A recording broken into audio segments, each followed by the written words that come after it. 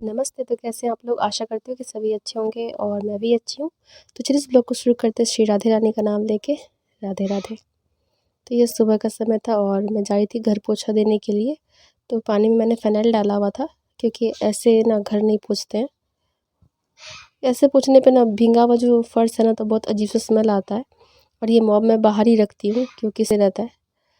तो बस वही मैं कर रही थी और सुबह के बाद कुछ इस तरह से हुई है, झाड़ू वाड़ू करके उसके बाद मैं पोछा देती हूँ। सोचा चलो ठीक है, यहीं से शुरू करती हूँ आज का, क्योंकि हमेशा तो अपने किचन में मुझे देखा ही होगा।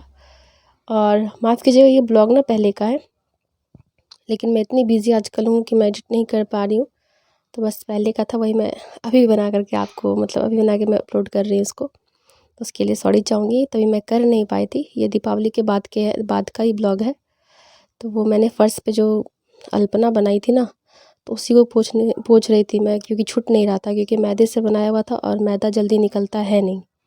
कुछ तो चूहे ने खा लिया, कुछ जो अल्पना मैंने बनाया था तो चूहे ने खा लिया, और जो बची कुची थी वो निकल नहीं रही थी, बहुत अजीब सी लग रही थी। तो मैंने सोचा चलो किसी तरह इसको भी निकाल देते हैं। और ज़रूरी बात ये है कि इसमें माँ का चरण बना हुआ रहता है और चरण पे किसी का पैर नहीं पड़ना चाहिए, तो इसलिए मुझे इसको हटाना था। और चूहे ने जो पूरा अल्पना खा लिया था, वो जो सफ़ेद सफ़ेद थोड़ा बहुत कहीं कहीं बचा था, वो थोड़ा अजीब सा लग रहा था। और मैदा था तो पैर में चिपक भी रहा था पानी पड़ते ही। तो बस इसीलिए अच्छा नहीं लगा, तो मैंने इसको उखाड़ रही थी हाथ से। जब मॉब से नहीं हुआ ना, तब मुझे ये टेक्निक अपनानी पड़ी, हाथ से ही करना पड़ा, ये देखिए। और माँ का चरण मैंने ऐसे ही मिटाया था, क्योंकि मैदा का बहुत जिद्दी निकल ही नहीं रहा था। क्योंकि हर बार मैं चावल का बनाती हूँ तो वो भी चूहा ही खा लेता है, थोड़ा बहुत ग्राफ साइड का बच जाता है, तो वो पोछे से निकल जाता है, लेकिन ये तो निकल ही नहीं रहा था। और आधा अधूरा लग रहा था पूरा फर्श, देखने में समझ में नहीं आ रहा था क्या है, नहीं है, गंदा सा लग रहा था।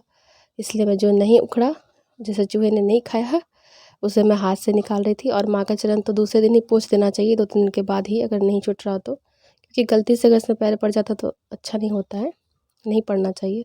इसलिए मैं रगड़ रगड़ के निकाल रही थी। और ये बना के तो मैंने बहुत पहले ही रखा था, लेकिन पोस्ट नहीं कर पा रही थी। और यहाँ बेड पे मची हुई भसड़, जिसको अभी मुझे नहीं समेटना है, क्योंकि अभी और कपड़ा निकलेगा। तो पहले जिधर का काम है वो सब मैं कर लेती हूँ, बाद में जब फ्री होंगी ना तो इसको समेटने के लिए रखा हुआ था, क्योंकि इसमें बहुत टाइम लगेगा। और नहाना, पूजा करना, खाना बनाना बहुत ज़रूरी था। तो इसलिए मैंने सोचा चलो ठीक है, इसको मैं बाद में कर लूँगी, अभी इसी को कर लेती हूँ। तो पहले रूम साफ़ कर रही थी मैं।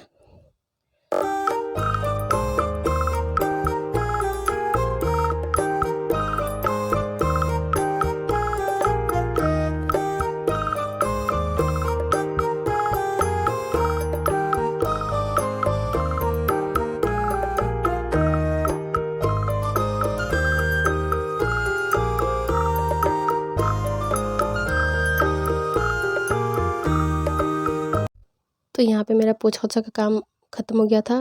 अब मैं धोबी घाट बोलते हैं वो वाला काम बाकी था। ये देखिए कितना सारा कपड़ा है, और ये मेरे हस्बैंड का है, महापुरुष का है।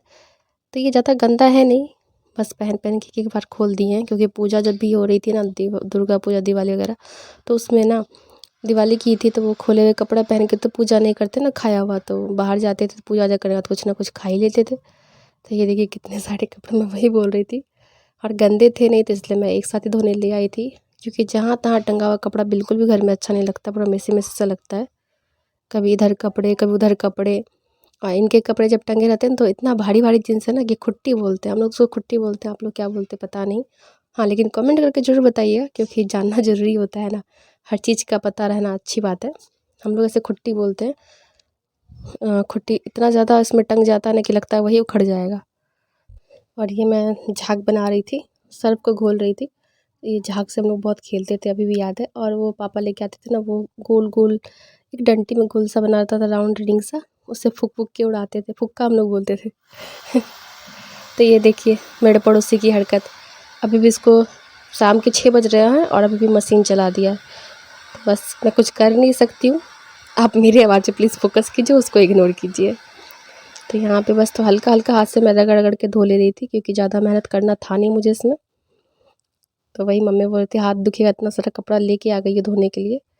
तो मैंने बोल दिया गंदे हैं नहीं, बस एक एक बार पहना गया है, एक एक बार ही किया, बस थोड़ी देर के लिए।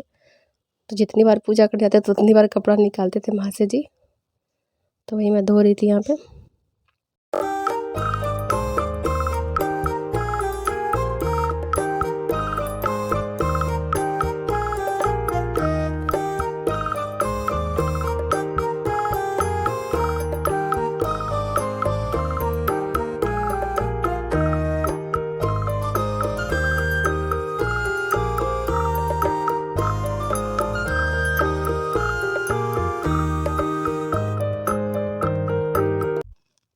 तो बस मैंने यहाँ पे धो लिया था। बीच में मुझे म्यूज़िक ऐड करनी पड़ी क्योंकि ये ड्रिल मशीन बहुत ज़ोर से चला रहे थे, बगल में ही चला रहे थे।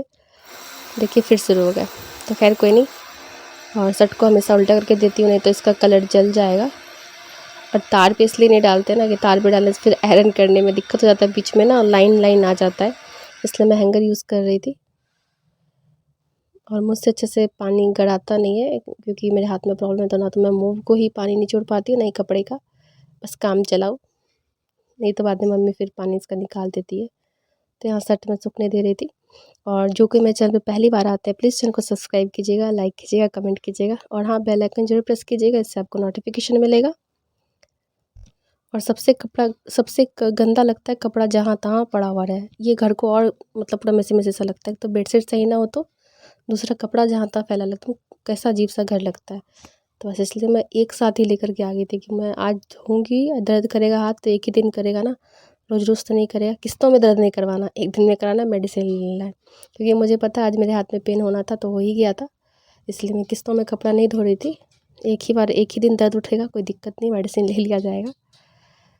तो क्यों मेरी कलाई काम नहीं करती है, सब मैंने पहले ब्लॉग में बता दिया है। तो बस वही अनन्या का था, उसके पापा का था, सबका कपड़ा मैं धो के सूखने दे रही थी।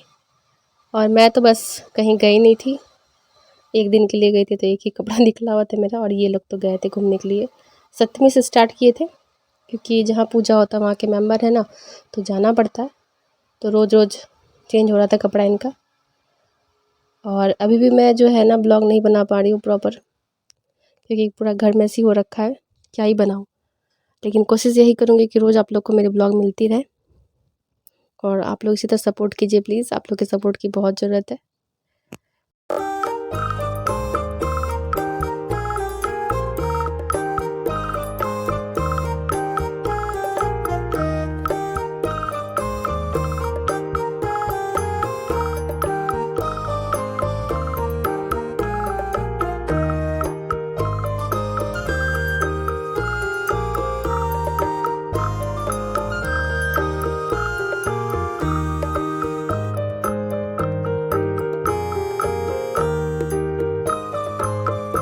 सबसे ज़्यादा मुश्किल तो होता है ये जीन्स पैंट को धोना, क्योंकि इसमें ब्रश मारना होता है। लेकिन इतना गंदा नहीं करते हैं कि मुझे ब्रश व्रश मारना पड़े, सिर्फ पैरेलल में मारती हूँ क्योंकि वो शूज़ के अंदर भी चला जाता है तो गंदा लग जाता है। और मम्मी से मैं कही थी जगह बनाने के लिए, क्योंकि सूखने के लिए जगह कहीं था नहीं। मम्मी ने टेबल पे दाल वाल सूखने के लिए दिया था, धूप लगाने के लिए।